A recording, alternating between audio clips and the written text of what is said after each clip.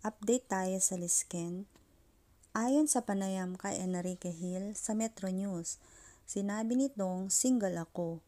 Wala akong tinatago, pero kung dumating yung tamang panahon at si Liza pa rin.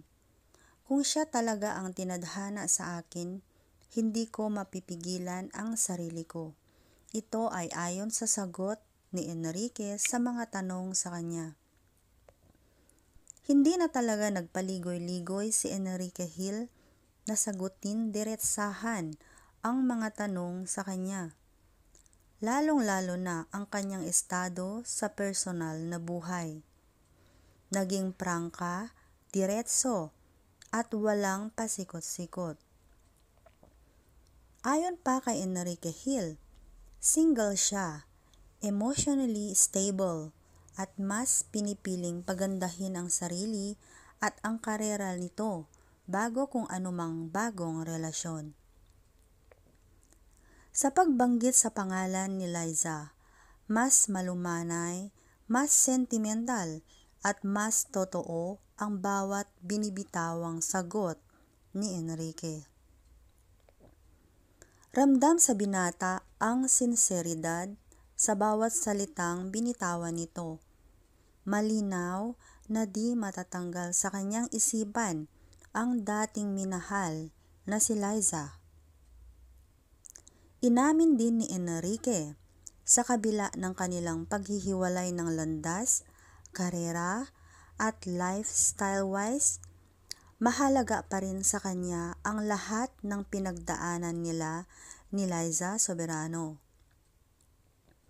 Malinaw sa bawat pagkukwento ng binata, ay andyan pa din sa puso niya si Liza.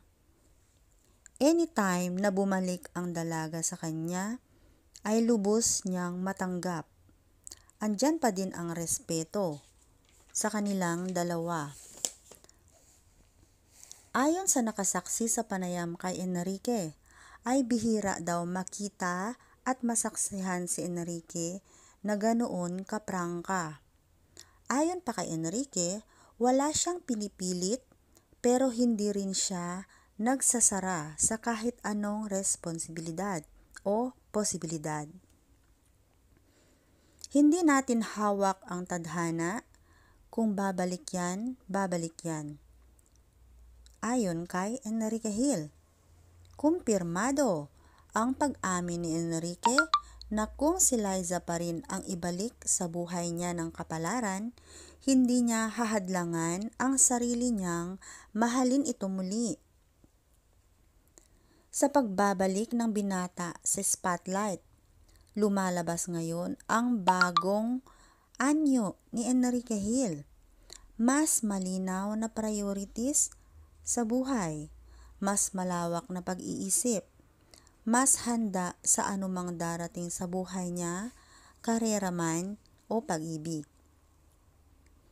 Inamin din nito sa relasyon niya kay Liza ng ilang taon ay nag-iwan ng malaking marka sa buhay nito.